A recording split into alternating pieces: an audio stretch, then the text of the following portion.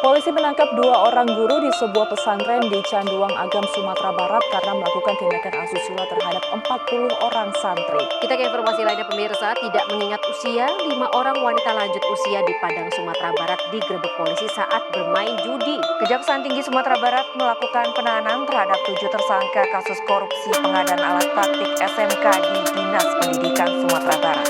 Diduga karena nafsu tidak terkendali, seorang kakek di daerah Padang Pariaman, Sumatera Barat nekat memperkosa nenek yang terlihat lagi sendirian di kebun. Ranah Minang makin kacau, semakin hari semakin galau. Ranah Minang makin kacau, lah hilang Minang nanti kakak bau.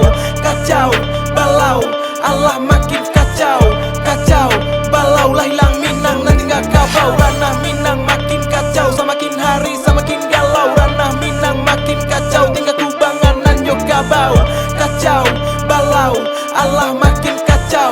Kacau, balau, tinggal kubangan nanjok kabau. Manangih marawang bundukan duang, larun tuah rumah nambah anjuang. Manca liat Minang luntang lantuang, raso ditikam sampai jantung. Malu jo sopan lalu luah lantah, iyalah tungkek membau rabah. Tunggak nantuo lah mulai guyah, raso pareso barang suap punah. Di sosial media nantuo bacarui-carui, kalimat apa ti nama liau sampai sabui. Bentuk nang ngerti kalimat alu jo patui, ilang gunung tak bapikirnya pakai parui. Namudo lah lengah di mabuk zaman, lah mati sado bungo di jambangan. Nantuo lah mulai lupa jo badan, semakin tua makin hilang sopan. Ranah Minang makin kacau, semakin hari semakin galau. Ranah Minang makin kacau, lah hilang Minang nanti kakak bau. Kacau, balau, Allah makin kacau. Kacau, balau, lah hilang Minang nanti kakak bau. Ranah Minang makin kacau, semakin hari semakin galau. Ranah Minang makin kacau, tinggal kubangan nanjok kabau. Kacau, balau, Allah makin kacau. Kacau, balau, tinggal kubangan nanjok kabau.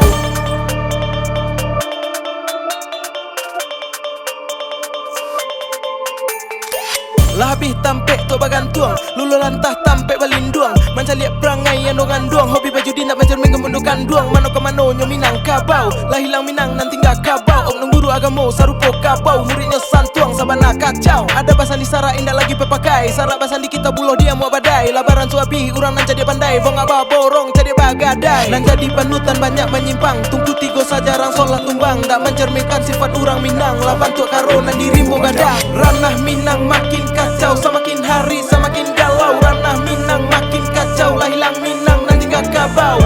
Kacau, balau, Allah makin kacau. Kacau, balau, lah hilang Minang nanti kakak bau. Ranah Minang makin kacau, semakin hari semakin galau. Ranah Minang makin kacau, tinggal kubangan nanjok kabau. Kacau, balau, Allah makin kacau. Kacau, balau, tinggal kubangan nanjok kabau.